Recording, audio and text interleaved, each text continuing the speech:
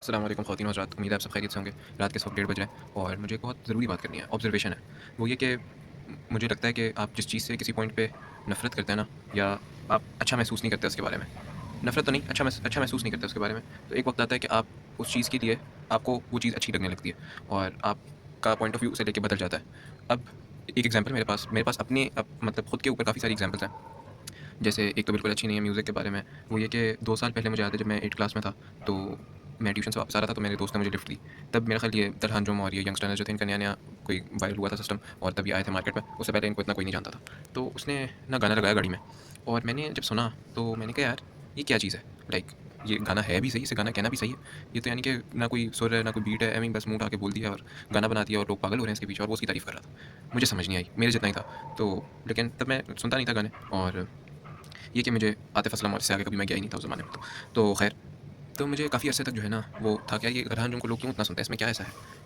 अब मैं खुद तलहान जुम को इतना ज़्यादा सुनता हूँ कि मैं कहता हूँ यार वो भी एक दौर था, ये भी एक दौर है, यानी ये भी उसी की लिरिक्स हैं। ख़ैर, तो फ्रॉम फ्रॉम हिटिंग हिम तो नहीं, लेकिन ये भी वक़्त है क्या, मतलब हाउ इज़ दिस पॉसिबल? और ये एक एग्ज़ाम्पल नहीं है, मेरे पास एक और एग्ज़ाम्पल देता हूँ आपको। वो ये कि मुझे ना जो यानी कि लोग हाँ, मुझे असल में भूल गया था कि क्या एग्ज़ाम्पल दूँ। तो जो मतलब जब मैं 2 साल पहले कंटेंट क्रिएटर्स को देखता था, तब मैं देखता था कि यार ये म्यूज़िक यूज़ कर रहे हैं इसमें और ये तो इनके लिए बड़ा वो है, ये क्यों नहीं समझते इस बात को और इन्हें नहीं करना चाहिए।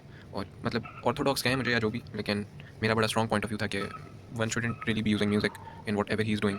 आप प्राइवेटली करें वो अलग बात है, आप पब्लिकली करेंगे तो it's not good for your आखिरत नहीं। तो मेरा बड़ा ये स्ट्रॉन्ग पॉइंट ऑफ व्यू था और आजकल मैं बाकायदा इस चीज़ को बुरा समझता था उनके लिए। लेकिन आजकल मैं खुद यार मैं कैंपेन चला रहा हूँ मार्केटिंग की, उसमें आई एम यूजिंग म्यूज़िक और म्यूज़िक के नेसेसिटी बन गया हुआ है। अब मेरी रील और तो मैंने कोई बनाई नहीं है ऐसे एडिट करके, लेकिन अगर मैं करता, मैंने कोशिश की थी एक में म्यूज़िक ऐड करने की, लेकिन वो अल्लाह वल्लों ही यूट्यूब ने कहा कि भाई ये नहीं हो सकता, कॉपीराइट स्ट्राइक मार देंगे हम आपको, तो इस तरह वो रह गई। लेकिन यार हाउ थिंग्स चेंज, लिटरली जो लोग गाने सुनते थे रोज़ 1-2 घंटे उस पे लगाते थे, मैं उन्हें कहता था कि यार ये कैसे लोग हैं? और अब मैं खुद उसमें हूँ।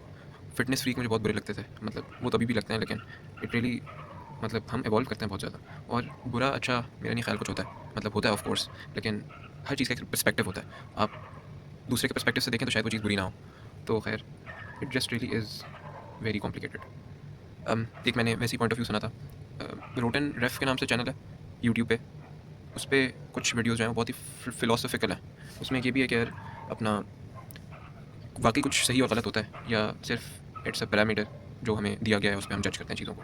क्योंकि वही कुछ गलत चीज़ें किसी दौर में अल्लाह ताला ने ही सही कही थी और वही कुछ चीज़ें बाद में वेयर अल्लाह ताला ने उन्हें मना कर दिया कि ये नहीं करनी। तो अब you can watch that video, I will just attach the link in the description. तो खैर, that really makes me think.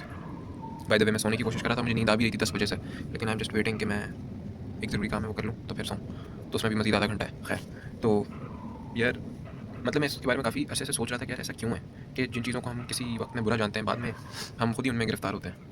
और मैं तो मौक नहीं करता था किसी को भी कि मैं बुरा-भला कहूँ या मैं किसी की बेइज़्ज़ती करूँ या मैं डिसरिस्पेक्ट करूँ, ऐसा मैं बिल्कुल भी नहीं करता था। आई जस्ट दिल में क्या है ये अच्छा नहीं हो रहा जो हो रहा है। लेकिन फिर भी आई डोंट नो व्हाई मैं उसी सर्कल में आके दोबारा से जो है ना वो गिर जाता हूँ, उनकी जगह पे आके खड़ा हो जाता हूँ जिनके बारे में कभी मैंने ऐसा सोचा था। और मैं उसको यानी कि पता नहीं, आई डोंट नो व्हाई, वो कहते हैं आप किसी गलती का मज़ाक उड़ाएँ तो आप तब तक नहीं मरते जब तक आप में वो खुद गलती पैदा ना हो जाए। और मैंने तो किसी का मज़ाक नहीं उड़ाया, फिर भी I am just stuck in this loop. I don't know why. अब तो मैं किसी को देखता हूँ तो मुझे खौफ होता है कि यार ये मेरे साथ ही ना हो जाए। मैं अपने दिमाग को हटाता हूँ कि भाई इसके बारे में नहीं सोचना। तो खैर, आई डोंट नो मैन, आप लोगों को कुछ कुछ ख़्याल हो तो प्लीज़ शेयर विद मी और थैंक यू फॉर गिविंग, बल्कि थैंक यू क्या, आपने अपनी मर्ज़ी से देखा है, लेकिन फिर भी I am grateful for every single one of you for listening me. ठीक है? अपना ख़्याल रखें and just keep me in your prayers. और बाकी अगर आपको लग रहा है कि ये बंदा तो ख़राब हो रहा है, ट्रैक से हट रहा है, तो या यू कैन ऑलवेज़ कमेंट कर दें या इनबॉक्स कर दें, व्हाटएवर। खैर, ये बिल्ली क्या कर रही है भाई? लेकिन कोई बात नहीं। Okay, bye bye.